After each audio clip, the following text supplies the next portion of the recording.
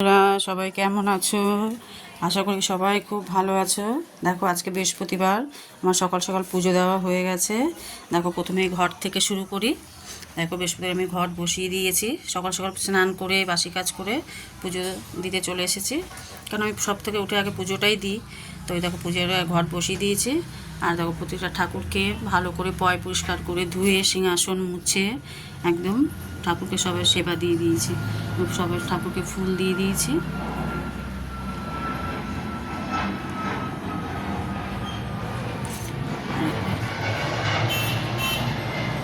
আর দেখো প্রত্যেকটাকে আজকে ভোগ দিয়েছি মিষ্টি।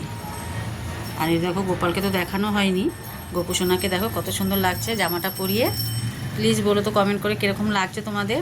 দেখো কত সুন্দর ফুল দিয়ে সাজিয়ে দিয়েছি, গাছের ফুল কেনা ফুল সব মিশিয়ে করে দিয়েছি। আর জামাটা কীরকম লাগছে দেখো, সুন্দর লাগছে, কিউট। আর দেখো গোপুসোনাকে কী ভোগ দিয়েছি, বিস্কুট আর জল। আর এই ঠাকুরকে দেখো এটা ভোগ দিয়েছি আর এই ভোগ দিয়েছি। আর ঠাকুর হচ্ছে একটু পুজো দেওয়া হয়ে গেছে, এখন ঘরের সমস্ত কাজকর্ম করব। তো দেখো সকাল সকাল পুজোটা সেরে দিয়েছি। কার কেমন লাগছে প্লিজ কমেন্ট করে বলো।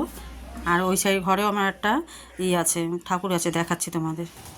দেখো ওই ঘর থেকে এই ঘরে চলে এলাম। এই ঘরে আমার একটা ছোট্ট সিংহাসন আছে, সেখানে আমি ঠাকুর পেতেছি। দেখো এটা হচ্ছে লক্ষ্মী ঠাকুর, এ হচ্ছে গণেশ, আর দেখো রাধাকৃষ্ণ আর জগন্নাথ একসাথে।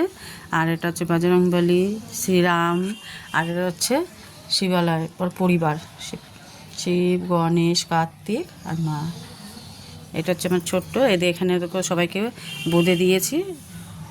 আর এটা হচ্ছে জগন্নাথ ছোট্ট, দেখেছো? প্লিজ কমেন্ট করে বলো কীরকম লেগেছে। আজকের মধ্যে এই অবধি, টাটা।